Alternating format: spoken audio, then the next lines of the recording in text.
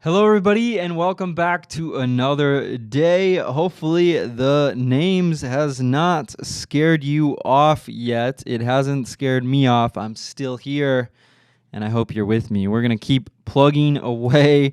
First Chronicles is not the easiest chapter to read so far, but we will get through it, and we will get past some of the fun, let's say.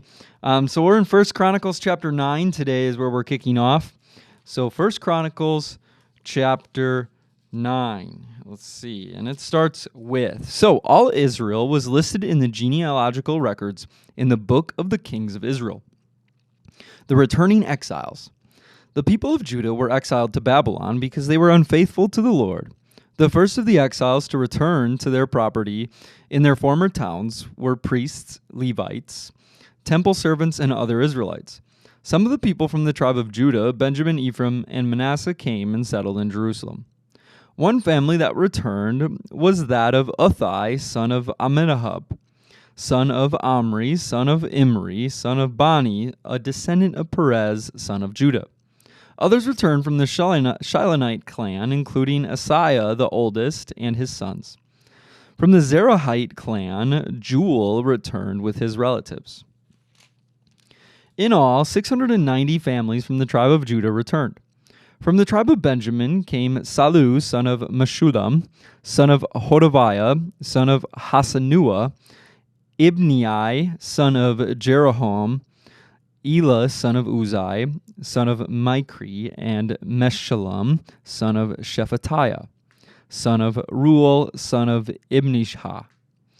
These men were all leaders of clans, and they were listed in their genealogical records. In all, 956 families from the tribe of Benjamin returned.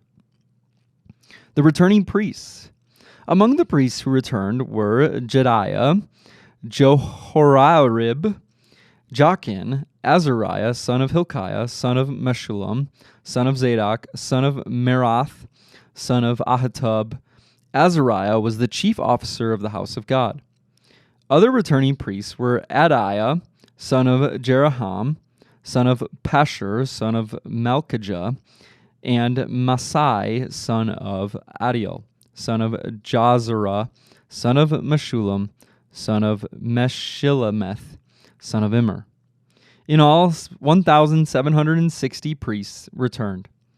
They were heads of clans and were able men. They were responsible for ministering at the house of God. The returning Levites. The Levites who returned were Shemaiah, son of Hashub, son of Azrikam, son of Hashabiah, and descendant of Merari. Bakbakar, Haresh, Galal, Mattaniah, son of Micah, son of Zikri, son of Asaph, Obadiah, son of Shemaiah, son of Galal, son of Jeduthun, and Berechiah, son of Asa, son of Elkanah, who lived in the area of Netophath. The gatekeepers who returned were Shalom, Akub, Talmon, Ahiman, and their relatives. Shalom was the chief gatekeeper. Prior to this time, they were responsible for the king's gate on the east side. These men served as gatekeepers for the camps of the Levites. Shalom was the son of Korah, a descendant of Abisaph. From the clan of Korah, he and his relatives, the Korahites, were responsible for guarding the entrance to the sanctuary, just as their ancestors had guarded the tabernacle in the camp of the Lord. Phinehas, son of Eleazar, had been in charge of the gatekeepers in earlier times, and the Lord had been with him. And later Zechariah, son of Meshelemiah, was responsible for guarding the entrance of the tabernacle. In all, there were 212 gatekeepers in those days, and they were listed according to the genealogies in their villages. David and Samuel the seer had appointed their ancestors because they were reliable men. These gatekeepers and their descendants, by their divisions, were responsible for guarding the entrance to the house of the Lord when that house was a tent. The gatekeepers were stationed on all four sides, east, west, north, and south. Their relatives in the villages came regularly to share their duties for 7-day periods. The 4 chief gatekeepers, all Levites, were trusted officials, for they were responsible for the rooms and treasuries at the house of God. They would spend the night around the house of God, since it was their duty to guard it and to open the gates every morning. Some of the gatekeepers were assigned to care for the various articles used in worship. They checked them in and out to avoid any loss. Others were responsible for furnishings, the items in the sanctuary, and the supplies such as choice flour, wine, olive oil, frankincense, and spices. But it was the priests who blended the spices. Mattathiah, a Levite and the oldest son of Shalom, the Korahite, was entrusted with baking the bread used in the offerings. And some members of the clan of Kohath were in charge of preparing the bread to be set on the table each Sabbath day. The musicians, all prominent Levites, lived at the temple. They were exempt from other responsibilities since they were on duty at all hours. All these men lived in Jerusalem. They were the heads of the Levite families and were listed as prominent leaders in their genealogical records. King Saul's family tree. Jeiel, the father of Gibeon, lived in the town of Gibeon. His wife's name was Maacah, and his oldest son was named Abdon. Jeiel's other sons were Zur, Kish, Baal, Ner, Nadab, Gedor, Ahio, Zechariah, and Mikloth. Mikloth was the father of Shimeam. All these families lived near each other in Jerusalem. Ner was the father of Kish. Kish was the father of Saul. Saul was the father of Jonathan, Malchishua, Abinadab, and Eshbaal. Jonathan was the father of Merabaal. Merabaal was the father of Micah. The sons of Micah were Pithon, Melech, Tariah, and Ahaz. Ahaz was the father of Jada. Jada was the father of Alameth, Asmaveth, and Zimri. Zimri was the father of Moza. Moza was the father of Bineah. Bineah's son was Raphiah. Raphiah's son was Eliasa. Elia's son was Azel. Azel had 6 sons whose names were Azrikam, Bochura, Ishmael, Shariah, Obadiah, and Hanan. These were the sons of Azel. Chapter 10, the death of King Saul. Now the Philistines attacked Israel, and the men of Israel fled before them. Many were slaughtered on the slopes of Mount Gilboa. The Philistines closed in on Saul and his sons, and they killed 3 of his sons, Jonathan, Abinadab, and Malchishua. The fighting grew very fierce around Saul, and the Philistine archers caught up with him and wounded him. Saul groaned to his armor-bearer, "Take your sword and kill me before these pagan Philistines come to taunt and torture me." But his armor-bearer was afraid and would not do it, so Saul took his own sword and fell on it. And when his armor-bearer realized that Saul was dead, he fell on his own sword and died. So Saul and his 3 sons died there together, bringing his dynasty to an end. When all the Israelites in the Jezreel Valley saw that their army had fled and that Saul and his sons were dead, they abandoned their towns and fled. So the Philistines moved in and occupied their towns.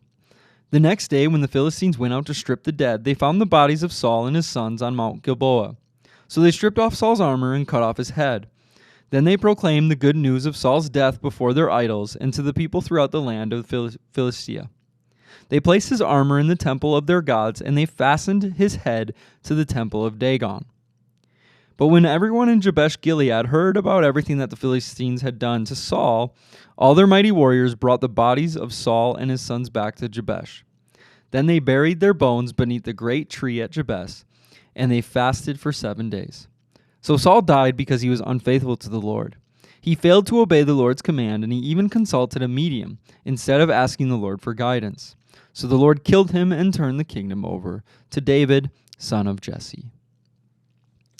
All right, that's chapter 10. It was nice to have some normal paragraphs in there with normal words that we can pronounce.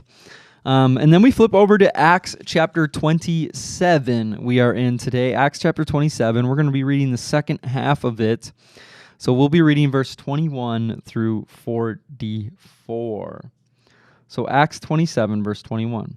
It says, "No one had eaten for a long time, and finally Paul called the crew together and said, 'Men, you should have listened to me in the first place and not left Crete. You would have avoided all this damage and loss. But take courage. None of you will lose your lives, even though the ship will go down. For last night an angel of God, to whom I belong and whom I serve, stood beside me. And he said, "Don't be afraid, Paul, for you will surely stand trial before Caesar. What's more, God in his goodness has granted safety to everyone sailing with you. So take courage, for I believe God. It will be just as he said. but we will be shipwrecked on an island. The shipwreck. About midnight on the 14th night of the storm, as we were being driven across the Sea of Adria, the sailors sensed land was near. They dropped a weighted line and found that the water was 120 feet deep. But a little later, they measured it again and found it was only 90 feet deep. And at this rate, they were afraid we would soon be driven against the rocks along the shore, so they threw out 4 anchors from the back of the ship and prayed for the daylight. Then the sailors tried to abandon the ship. They lowered the lifeboat as though they were going to put out anchors from the front of the ship, but Paul said to the commanding officer and soldiers, "You will all die unless the sailors stay aboard." So the soldiers cut the ropes to the lifeboat and let it drift away. Just as the day was dawning, Paul urged everyone to eat. "You have been so worried that you haven't touched food for 2 weeks," he said. "Please eat something now for your own good, for not a hair of your heads will perish." And then he took some bread and gave thanks to God before them all and broke off a piece and ate it. Then everyone was encouraged and began to eat, all 276 of us who were on board. After eating, the crew lightened the ship further by throwing the cargo of wheat overboard. When morning dawned, they didn't recognize the coastline, but they saw a bay with a beach and wondered if they could get to shore by running the ship aground. So they cut off the anchors and left them in the sea, and then they lowered the rudders, raised the foresail, and headed toward shore. But they hit a shoal and ran the ship aground too soon. The bow of the ship struck too fast, while the stern was repeatedly smashed by the force of the waves and began to break apart. The soldiers wanted to kill the prisoners to make sure that they didn't swim ashore and escape, but the commanding officer wanted to spare Paul, so he didn't let them carry out their plan. Then he ordered all who could swim to jump overboard first and make for land. The others held onto planks or debris from the broken ship, so everyone escaped safely to shore. And then we'll jump over to Psalm chapter 8. For the choir director, a psalm of David to be accompanied by a stringed instrument. O Lord, our Lord, your majestic name fills the earth. Your glory is higher than the heavens. You have taught children and infants to tell of your strength, silencing your enemies and all who oppose you. When I look at the night sky and see the work of your fingers, the moon and the stars you set in place, what are mere mortals that you should think about them? Yet you made them only a little lower than God and crowned them with glory and honor. You gave them charge of everything you made, putting all things under their authority, the flocks and the herds and all the wild animals, the birds in the sky, the fish in the sea, and everything that swims in the ocean currents. Lord, our Lord, your majestic name fills the earth. And we close our scripture reading today with Proverbs 18, verse 23 and 24. The poor plead for mercy, and the rich answer with insults.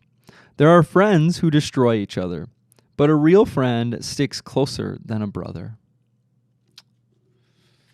And last but not least, we have our quote of the day from Oswald Chambers. The spiritually lazy saint. We are all capable of being spiritually lazy saints. Our primary objective is to secure a peaceful retreat from the world. To live a distant, withdrawn, and secluded life is diametrically opposed to spirituality as Jesus Christ taught it. Jesus Christ never encourages the idea of retirement. He says, "Go and tell my brethren." Let us consider one another in order to stir up love and good works, not forsaking the assembling of ourselves together. From Hebrews 10. Chapter 24 and 25. That's a great work, especially on this Saturday day, as you know, maybe you have the day off and you set out to go and do whatever your plans are for today.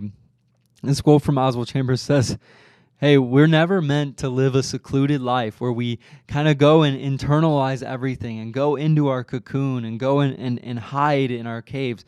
No, we were meant to go and tell my brethren, in Oswald Chambers' words there, to go and to tell the world about Jesus, to go and to live in other people's lives. Jesus never encouraged the idea of retirement. And as we read the book of Acts and we learn more and more about Paul's life, we'll see him until the very end, until his very death. Even in his old age, he continues to teach, he continues to preach, he continues to push the kingdom of God ahead above all else. So that's the encouragement. Go to work this weekend. Go to work today. Go and love somebody. Go and help somebody. If you have to, go run errands at the store, slow down while you're there so that maybe you can see somebody who's in need so that you can make a difference to them. The Lord can work through you in so many different ways. It's not always as we think. It can be as simple as buying somebody lunch. It can be as simple as a smile. It can be as simple as, hey, can I pray with you? And God can do the rest. So go and be available, and I hope you guys have a wonderful weekend, and we will see you again tomorrow.